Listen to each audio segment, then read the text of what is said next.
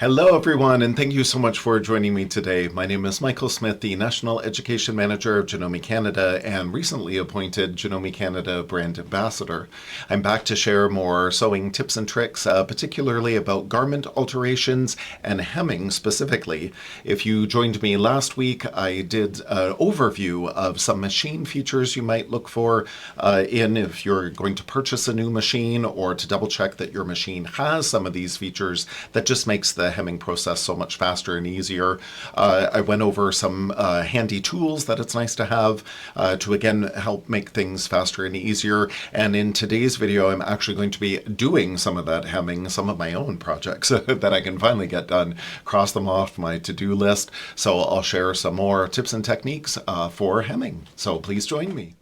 To mark our hem, it's easiest to have the person try on the pair of pants, and then you would just indicate down here with a pin where are you going to fold up the fabric in order to make that new hem allowance. So that's easiest just to mark the hem itself. Then have them take the pants off, and then starting up here at the crotch seam is where you would take your tape measure and measure down the inseam until you get to that pin, whatever that measurement is. Now, there's many different styles of hems, and in this case, these are just pajama pants. So all I'm going to do is leave, maybe 3/4 of an inch to an inch past this pin, and then I'm going to cut off my fabric and just fold up this hem very simply, very easily. I'm just going to top stitch it down. So super simple to do. So mainly for your hem, depending on how you will finish it, determines how much fabric that you leave for that hem allowance. This is the pin where I needed to fold up my fabric. I don't want to trim my hem here. That means I have nothing to turn back. So measure from your pin down how much fabric you want to leave, again, depending on your hem finish. This one is just the fastest and easiest. I just cut it off whatever length I want. Again, in this case, it's about 3/4 of an inch.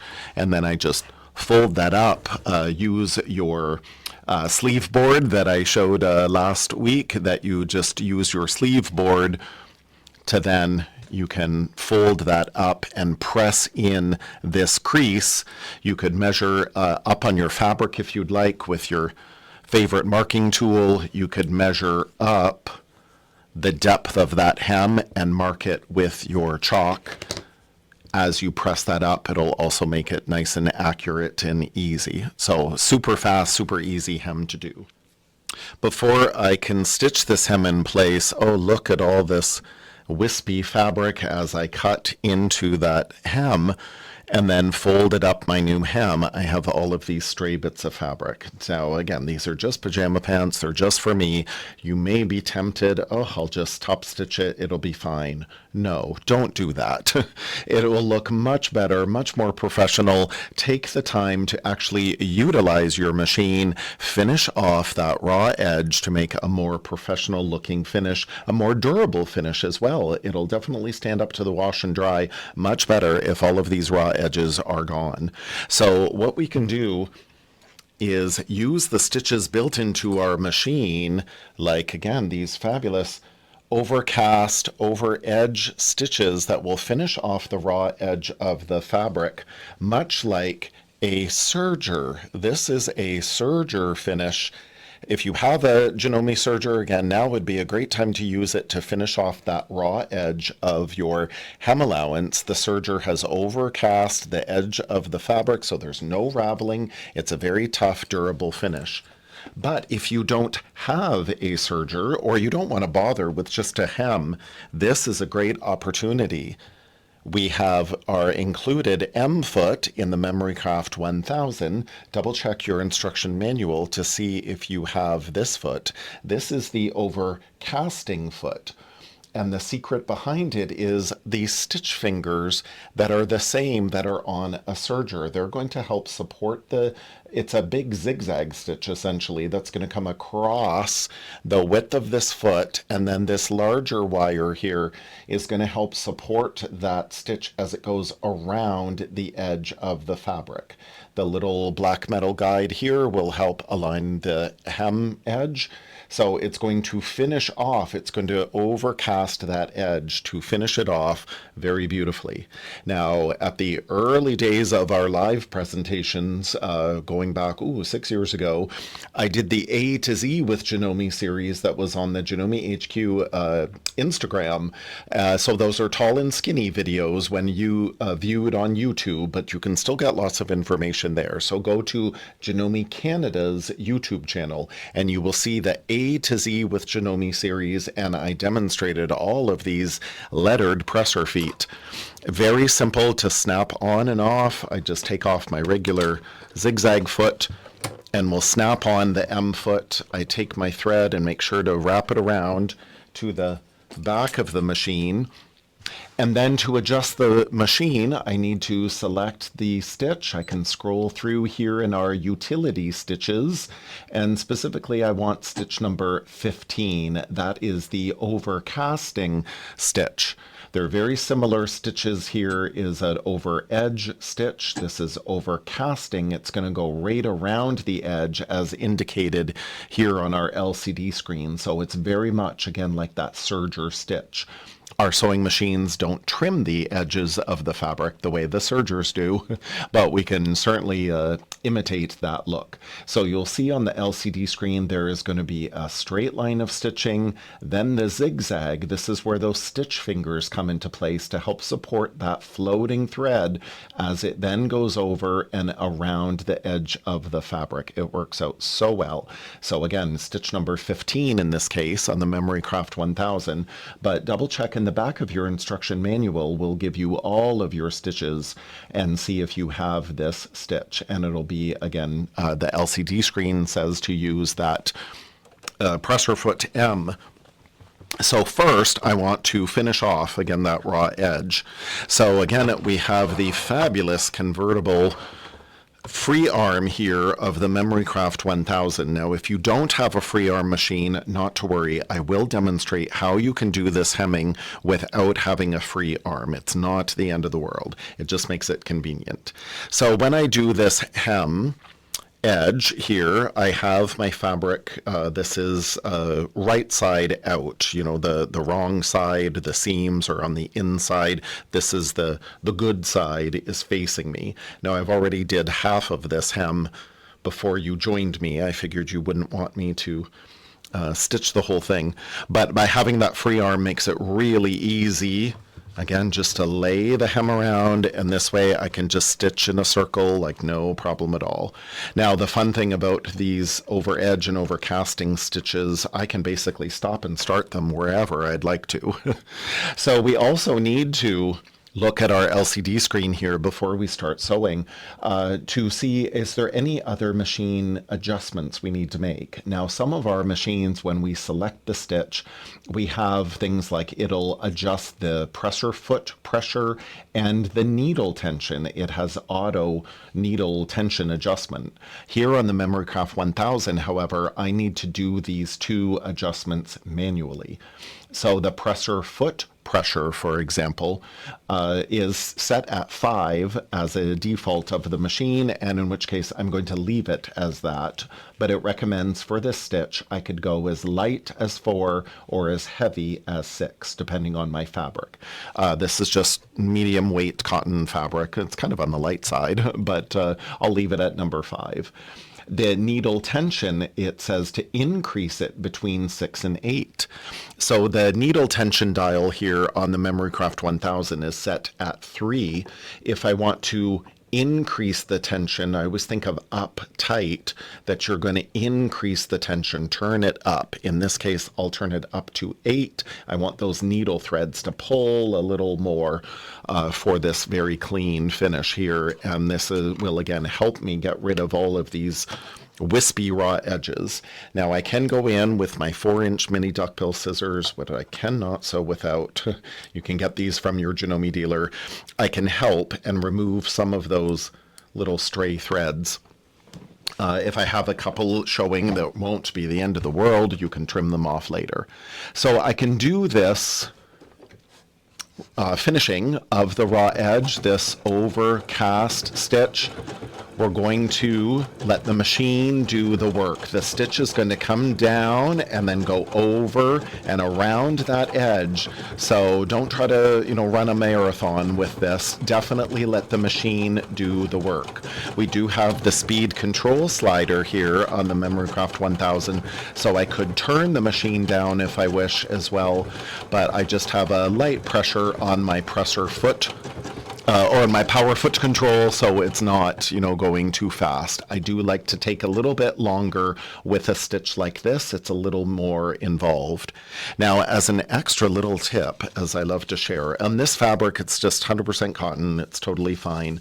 But sometimes for your hems, do you find you get skip stitches, or especially with these zigzag, more dense stitches, sometimes the needle wants to just force this fabric down into that needle plate. So by using this water-soluble stabilizer on top of your fabric, you will eliminate the possibility of skip stitches, particularly in lighter weight fabric or some knit fabrics. Or again, this beefs up the hem a little bit, so there's less likelihood of the needle forcing that thread down into that zigzag opening. So I just lay the water-soluble stabilizer on top of the hem. Now, this is great. The Memory Craft 1000 is a sewing and embroidery machine. So if you have an embroidery machine already, or you've purchased this machine already and gotten into embroidery, you probably already have scraps of water-soluble stabilizer at home. But if not, you can go to your Janome dealer. If they sell embroidery machines, they probably sell the stabilizer as well. There's many different types and many different brands of stabilizer. It really doesn't matter which one. The main thing is you get the water-soluble stabilizer. It can either rip apart or very easily, we will dissolve it in water, and that way it completely disappears, because we don't need this stabilizer to stay permanently. We just want it, as we're doing our sewing, to beef up that edge. So as I'm going to across the stitching that I already did, I like to overlap my stitches a little bit, and then to give them added security, I can press the lock stitch up here, and that's going to sew my stitch, and then it's going to just sew a couple of stitches in place. Now, because I've activated my thread cutter button in my settings, I don't have to reach up and select this, but I could separately. But we can also set it in our machine, so as soon as we're done stitching, that scissor button will engage automatically. Makes it so easy. When we do these overcast and over edge stitches, we preferably do not use the reverse button. We don't really want to sew backward, forward, and then backward with a presser foot like this because of those stitch fingers. It really only wants to go forward. So avoid using the reverse button and use the lock stitch instead. Now, I've raised my presser foot, and when I remove this project from the machine, because of those stitch fingers, those two stitch fingers here, the thread has wrapped around them, and we want to then pull the fabric off of those stitch fingers. We don't want to pull it off to the side. That could bend those stitch fingers. So we pull it to the back off those stitch fingers. My threads have cut. So isn't that beautiful? So there you'll see my water-soluble stabilizer. Now we can either support these stitches here with my thumb, and then I can pull this off, or to prevent any sort of distortion of my stitching, again, these 4-inch mini duckbill scissors, you cannot sew without them. They are so versatile. Look at how easy that is. Because of that little mini duckbill, I can get right under my stabilizer and trim it away close to my line of stitching, and I know I'm not going to trim into my fabric because of that little mini duckbill there. So this, again, we save it for another project. We don't throw anything away. And then there you'll see my water-soluble stabilizer. Now this, we can either spritz with water or again immerse it, and it's going to completely disappear. Here's a bit of my stitching right there without the water-soluble stabilizer. Now again, sometimes in your hem, you might find, there's a little wispy that comes right out there, a little bit of that raw edge. You can go back and refine if you need to, but again, looks so beautiful. I will trim that larger thread, but again, that looks so beautiful. So when we turn this to the inside, we are going to have, again, we'll dissolve that water-soluble stabilizer, so we will just have the stitches there. We are going to have a beautifully finished hem on the inside, and then we're going to top stitch this down in place. This is great to top stitch it in place, then we don't have to worry about, sometimes, you know, when you kick your foot through, and if this were like a blind hem, for example, your foot hits that hem and breaks that stitching. So this way, with it top stitched in place, we don't have to worry about it, but it's all beautifully finished inside. Now that the inside hem is all finished, I can easily convert and quickly convert my machine back. I take off that M foot, that overcast foot, snap back my A foot, the regular zigzag foot. I need to adjust my tension. I had set it up to 8, but instead I put it back to 3. And then here on the LCD screen, I can just go back. There is defaulted to regular straight stitch. Now that's so fast and so simple, I'm ready to do my next step. So it's so easy to make these machine adjustments, utilize your machine, make the most of the presser feet and stitches built in.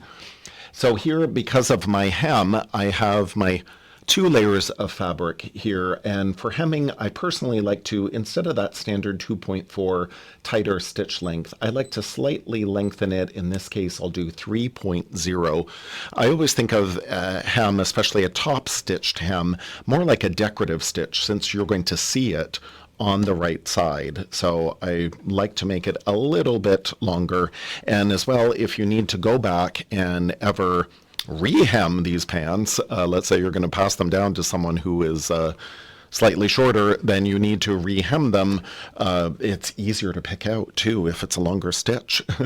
So here I have lined up my hem. Again, you'll see, especially with that water-soluble stabilizer still left in it, you'll see my hem folded up here.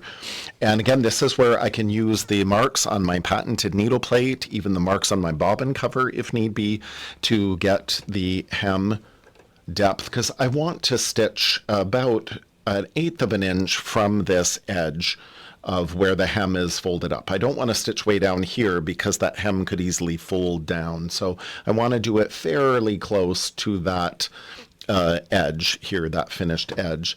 So this is where, again, I can make the adjustments with my needle plate here. I can move my fabric wherever I need to. Now, if you can also adjust the needle position, and many of our machines move it to the left, move it to the right, wherever you need to in order to fine tune it.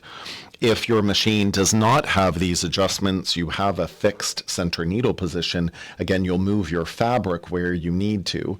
If your needle plate doesn't have all of these markings, or even if it does, again, I love using this metal cloth guide that this I can screw into the threaded hole in the needle plate, or sometimes some of our machines have a threaded hole in the housing of the machine. And this is where I'm not really worried about the measurement. My hem, I did allow for about approximately 3/4 of an inch, but I don't even need to worry about measuring. I could if I wanted to, but instead I'll just go, okay, I can see on my fabric here where my hem is going to be, so I know that I have caught that top edge of the fabric. So I can just sew along, and again, I'm sewing at an angle. You'll be sewing straight on, and you won't have a camera in your way,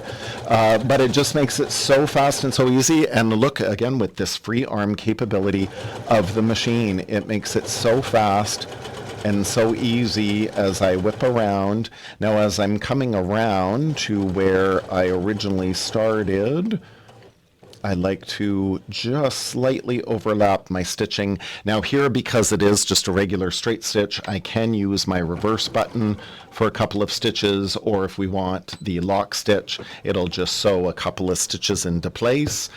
And then because I have set the settings of my machine that, oh, I'm done sewing, those scissor button automatically activated. I didn't have to go up and clip it. I will clip with my mini duckbill scissors those. Now when we have our scissor button, there is a good thing. It does leave that little tail of the threads, so I can go back and trim those off. So there I have overlapped. Maybe you can see with that white thread that I have overlapped my stitches a little bit there. But again, my hem is nice and secure, so it's not going to come down as I stick my foot through these pajama pants. And then when I fold them out, right sides together or right side out, look at how beautiful that is. And again, I know it's white on this creamy check, but still, look at how beautiful that stitching is. I could totally take my ruler, and measure, and look how straight that hem is. Like, that is so good. So things like this metal cloth guide, again, not included with the Memory Craft 1000, but it is available for a number of our machines, so double check with your dealer. So that is a nice, simple, easy, professional finished hem, but I'll show you some more. Another popular hem technique is what's known as the clean finish.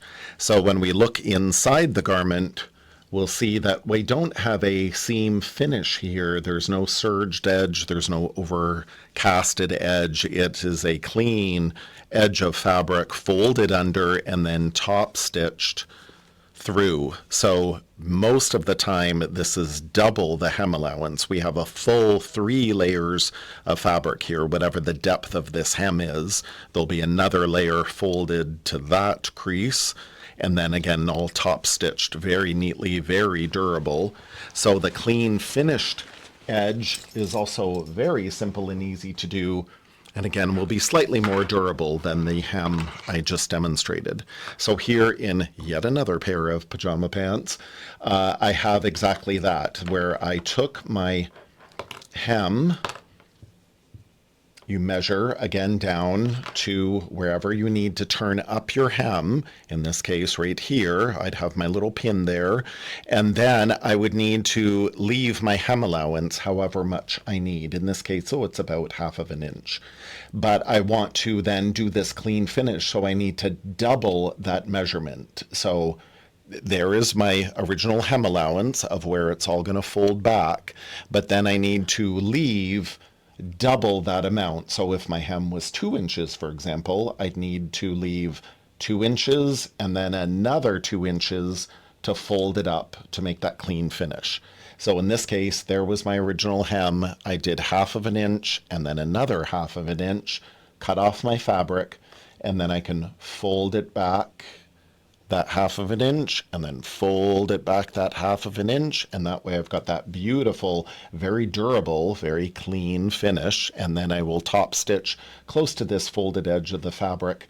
It'll be very beautiful, very durable.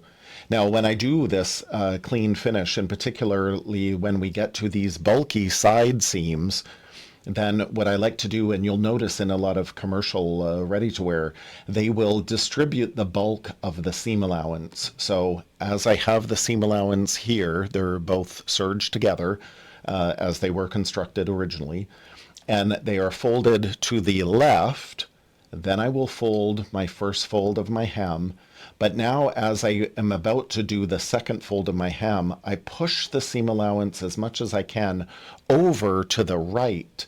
So when I do that second fold, I'm distributing the bulk. It's less bulky here, as opposed to if they were all over to the right, I've got those 2, 3, and then now 4 layers of fabric. Like, that's really bulky. So by trying to distribute, offsetting those seam allowances, that will make it less bulky. I'll have a easier time sewing over that big hump. So that's definitely a good tip to remember.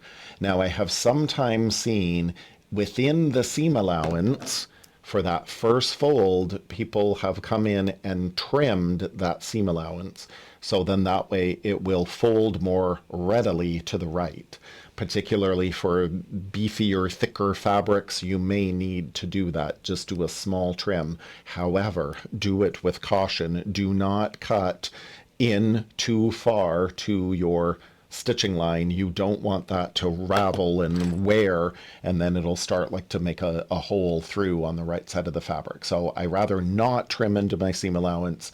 I instead encourage it as much as I can, sometimes spritzing it with water, and really get your fingers in there to help mash that over. Really will help distribute the bulk. And then these Clover Wonder clips, again, I absolutely love. That really helps, even without pressing from an iron, that helps lock them into place. So then it just helps flatten your hem. So this is the clean finished hem, very simple, easy to do. Again, I love having this convertible free arm, but I will show you, if you don't have a convertible free arm machine, it's not the end of the world. Now, when I do my hemming, particularly, let me find the inseam. I like to start on the inseam and do my stitching, because then as I come around and slightly overlap or backstitch that, it'll be less visible since it's on the inseam as opposed to the side seam. So I like to line up where my fabric is, there where that seam line is, and then lower my presser foot. Now perhaps you will see, and you will see for sure when I turn the machine, can you see my presser foot is already up at an angle. And why? Because even though I distributed the bulk of that seam allowance, it's still a bulky seam. And instead of my presser foot being level like this, it has already started to raise.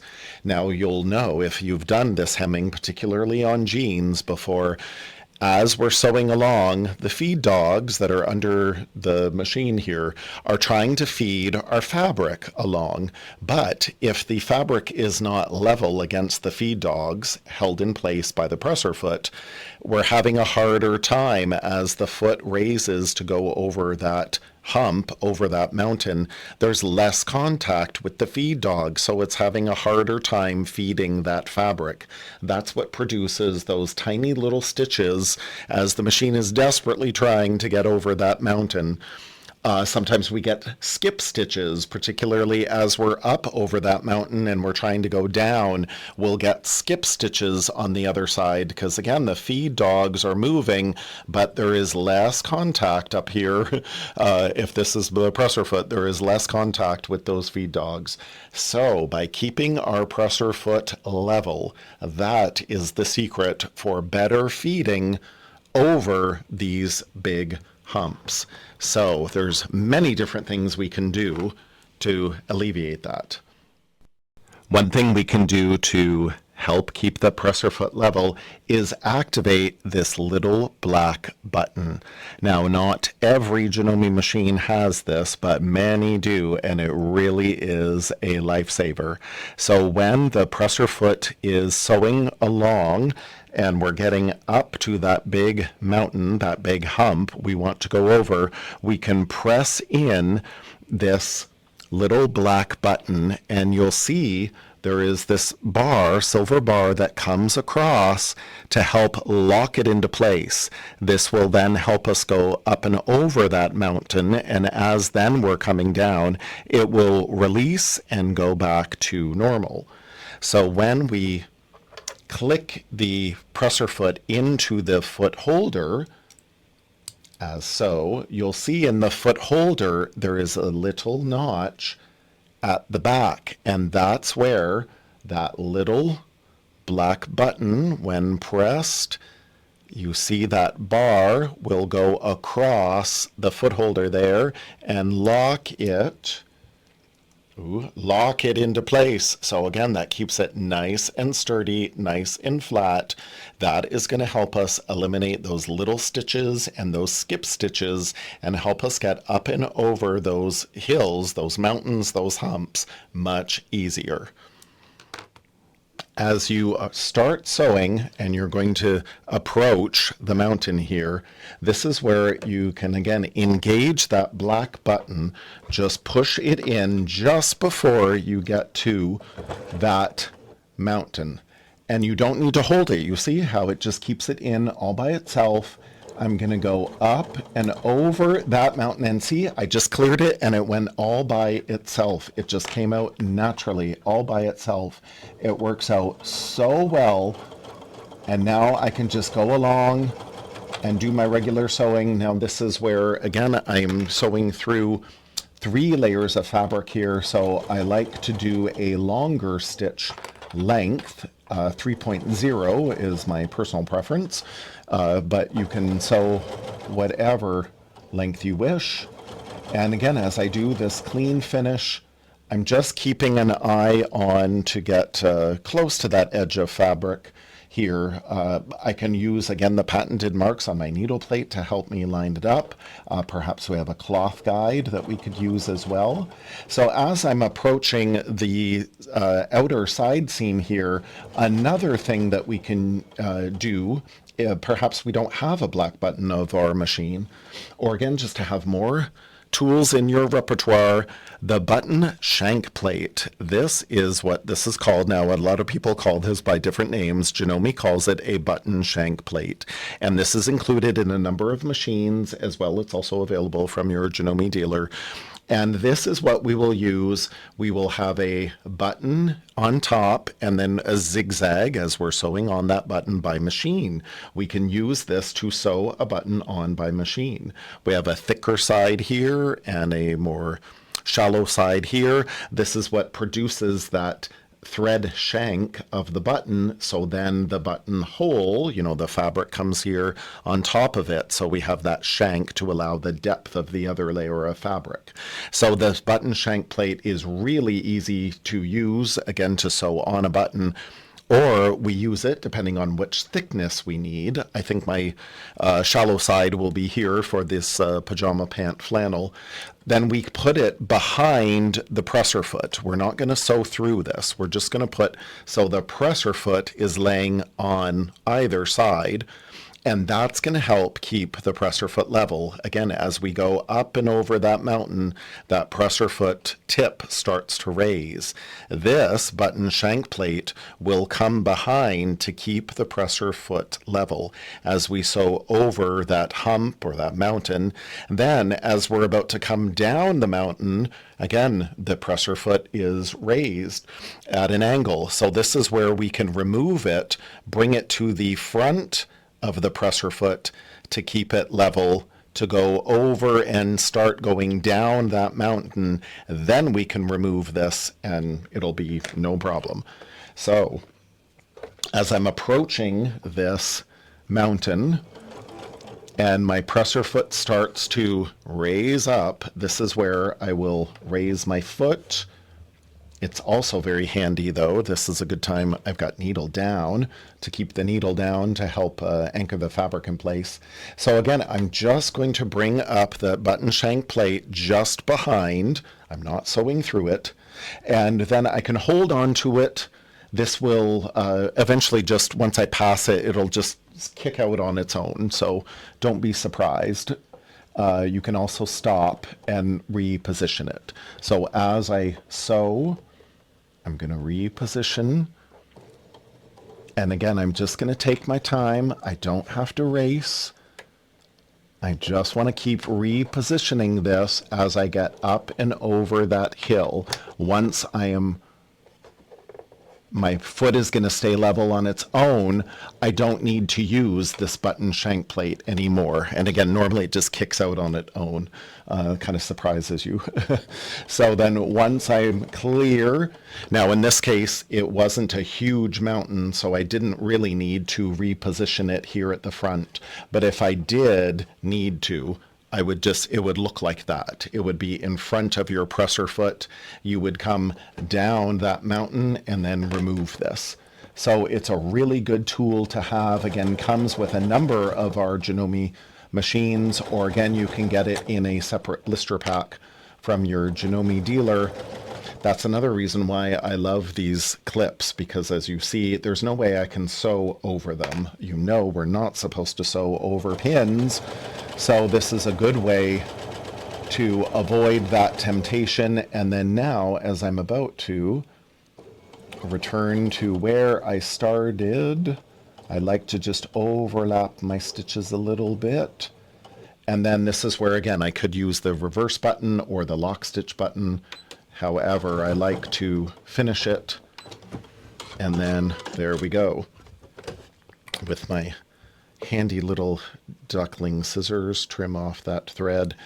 And again, this beautiful clean finish, beautiful on the outside, beautiful on the inside. And I see nice and close stitch, nice and close. Look at that. That's not bad stitching given I'm on an angle and I have a camera in front of me. Look at that. That is wonderful. But again, that is great that you sew really close to the edge and looks very beautiful. And then again, up and over that hump, no problem. And then there, anytime we use that automatic scissor button, we do have those little bits of thread. Now there, I didn't overlap my threads 100% perfect because again, I'm on an angle.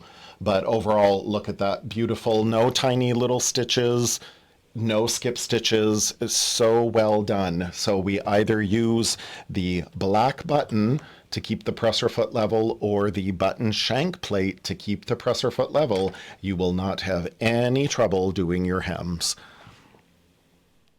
Now, as I mentioned earlier, well, what if you don't have this fabulous convertible free arm to conveniently sew our hems? Not a problem. You know, some of our Janome machines have a seamless all-metal flatbed, more modeled after industrial machines. So again, we can still do this hemming, no problem.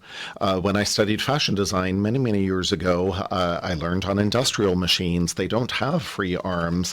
So this technique is called sewing in the round. So here I have my hem edge visible facing me. This is the right side of my fabric. And again, I always like to start at that inseam. So whatever depth my hem is, in this case, I can line it up with the patented marks of my needle plate here. That is good. And then again, so I'm sewing in the round. Now sometimes this hem may end up, you know, quite high up and around depending on what the project is. But all I need to be concerned about is what's in front of the needle flat. I don't need to worry about all this or this or this. Is right in front of my needle, the 2 inch in front of my needle, is that flat? That's the only thing I need to worry about. So this technique of sewing in the round, again, I just keep kind of tugging, gently persuading my fabric, again going forward so I don't have any tucks, any pleats. And again, is super simple to do. And again, maybe you've got a small child's hem that it's going to be a little bit more in front of the needle, but you just manipulate the fabric around, keeping what's in front of the needle flat. That's what's most important. So I won't bother doing this whole hem, but just that you can see, again, how simple, how easy that is. All professionally finished, looking beautiful. Not too bad on the backside either, especially when I remove that water-soluble stabilizer. It's going to look great. But again, that technique of sewing in the round, you can still do every hemming technique that I demoed. Not a problem. And there we are, 2 simple, fast, easy ways of hemming. It takes me longer to demo and explain it than it is to actually do it. And especially, please use the secrets of the little black button or the button shank plate to keep that presser foot level. You will have so much better results, not be cursing the machine. Nothing is wrong with the machine. It's just your presser foot isn't level. That is the secret for sewing of any kind, but especially hemming over those thicker layers. And I hope you'll join me next time as I'm going to share with you 2 different ways to finish the hems of jeans, and we're definitely going to be going over some thicker layers there. So tune in for more tips and tricks. Happy sewing!